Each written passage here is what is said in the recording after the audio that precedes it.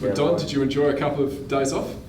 Yeah, look, it was good, and it was good for our players. A nice chance to get a bit of a physical break, but also a mental break, and really set sights for the last half of the year. So whether it came at a good time or not, time will tell. But it was good for the guys to get a bit of a spell. How about for yourself? Did you get a chance to relax? Yeah, I had a couple of days off and managed one day, I think, where I didn't actually think about footy, which was good. But pretty quickly get back into it. Obviously tomorrow night or Thursday night, big game, so getting ready for that. I suppose we've said it a lot this year, but another week and another big game, chance to show where the Crows are at compared to one of the best teams in competition. Yeah, and look, you're exactly right. North's been all year, if not the best, one of the best teams out in the competition, and another great challenge at home. I know the weather's looking a bit ordinary, but encourage all our members to get along. I think we've still got a few seats for sale and so forth, so it'd be great to fill Adelaide Oval again and really have a big night. Does the weather change anything if it does come in? Oh no, I think the game's going to be. North Melbourne are pretty renowned as a hard contested footy side, and we'll expect that challenge is going to confront us regardless of conditions. Given everything North Melbourne's going through this week, is there a better time to get the Roos? Oh look, I think that'll sort of work its course. I think on the way around, it's how much of a distraction it is to their players. I'd be surprised if it has any influence. I mean, for us, it's about coming off the bye. We had a good session on Saturday, another good run yesterday. So the guys are in a good headspace.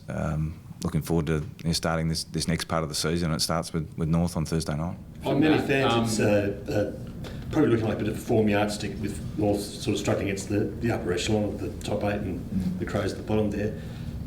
I know normally a coach feels differently, it's just another game, but is it a fair reflection that it is a bit of a form yardstick, this particular encounter? I think every time you play a top 8 side, it's a different challenge point, and we get another chance against a really strong footy team on Thursday night. So, as said, on the path we're on in terms of the journey and the learning, we'll get another opportunity to put our style of footy and how we want to play against a really good opponent. And these are the challenges. This is why we play. How beneficial is it that you're coming off the bye break and North Melbourne only have a 6-day turnaround? Look, history would say that may work both ways, to be honest. Sometimes you come off a bye and there's a feeling that maybe you're not quite in sync with what you're doing, and we've seen that in the finals. But I think teams now, and certainly we're very aware of making sure that we, as I said, we had a really positive session on Saturday and on Monday. So I think we'll come in fresh, but teams win off a 6-day break all the time, so I don't think it gives us any real advantage. Are you hoping it's a wet, hard slog then, and their boys might hopefully get a bit tight? I think the conditions will be the same for both sides, so it's not really going to be a factor. Probably had a chance to go back over the round 1 tape, Don. What does that teach you, I guess, with the reflection of the season to date as opposed to the immediate aftermath? What are the lessons you took out of that? Yeah, I think each week we learn different things about our team and our side, and looking back on that game, there were some things there which we wanted to improve on, and I think we have improved. So we'll get another test again Thursday night against, as I said, a really high quality opposition. So some things on that night that we did really well, and some things we need to improve. And as I said, some of those things I think we've got better at. The second half, how did you sort of go back over that and pick apart any little advantages you might? Yeah, well, I don't want to necessarily go over old ground, but as I said, there were a few things within there that we felt we certainly had opportunities to win the game, but we didn't, and so we've tried to address some of those things. So the long and the short of it, you had Brent Harvey in the third quarter and then Goldstein in the fourth. How do you weigh up, the influential guys, and what do you do about them? Well, that's what good players do. They influence games, and on that night, those two guys, influenced the games in those quarters you mentioned. So, but North's full of good players, so we'll take, as we always do, a real team approach towards how we play. Are you sort of aware of all the talk about Josh Jenkins now, and at what point does that become a potential distraction for you and or Josh? Look, we're trying to avoid it becoming a distraction. We think, I'm not going to talk in detail about contracts. It's not our method. So conversations are ongoing. Josh is really clear in terms of he's a required, wanted player at the footy club. He's really made some great strides, and he's indicated he's really keen to stay. So those two things add up to a player who's wanted and a player who wants to stay. Well, hopefully we can get something concluded with him in the near term. There's been some pretty big accusations made overnight that Mark Rashido is getting involved, both at a commentary level and in the club. Is that happening, or is it appropriate if that's the case? Oh, look, I think Mark's addressed that this morning, from what I can understand. I'm not aware of all the background behind that, but I think he's addressed that. So, as I said, we'll move on. Do you anticipate, I know you don't like going into selection committee with us, but do you anticipate any of the boys that have been performing well in the SANFL perhaps putting their hands up even though they had a week off? Yeah, well, the SANFL guys played last Saturday, and again, pleasingly, there's a lot of really strong performances there against Norwood. So the pressure's there for spots. That said, we've won 4 in a row, and the team performed really well against West Coast. So there's potential for some changes, but I can't imagine it's going to be wholesale. Is it difficult as a coach to keep blokes like Crouchy, who goes back and has 40 touches in the SANFL but just can't get in because the team's doing so? Or is it difficult to sort of keep them focused, or is it drive them further?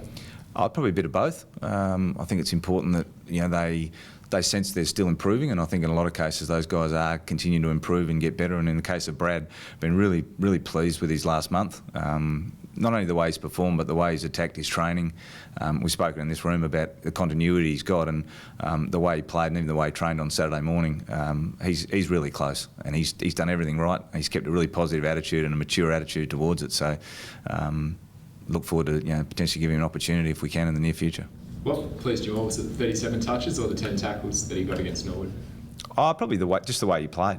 I mean, we've been working with Brad on, as I say, that continuity, but also the style of play, back to the capacity we know he's capable of playing at. So there's a combination of that. The tackles are great, but some of his running and his work off the ball we're really happy with. Looking at round 1 again, sorry, Don, did you get what do you learn out of the balance, I suppose, for your back 6, whether it's height-wise or to combat their tools? Did you get it right, or what do you learn out of that?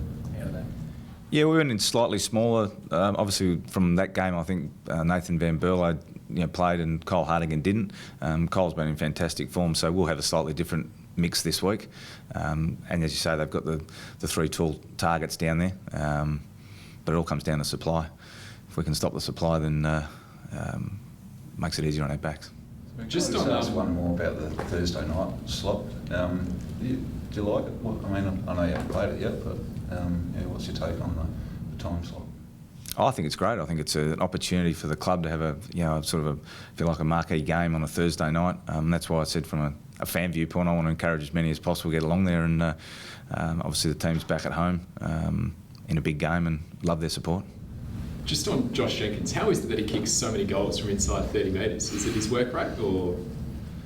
It's a combination. I think it's probably a bit of how we move the ball. You've got to understand that the forwards, they do their work, but a lot of that is created through ball movement out of our back half and through our midfield. So, he creates some of those opportunities through work rate and how it's done, and some of them are created through just the way the ball's moved. So, but he's not the only one who gets shots from goal from in there. I think a lot of our forwards have had those opportunities throughout the year. So, hopefully gets a few more on Thursday night.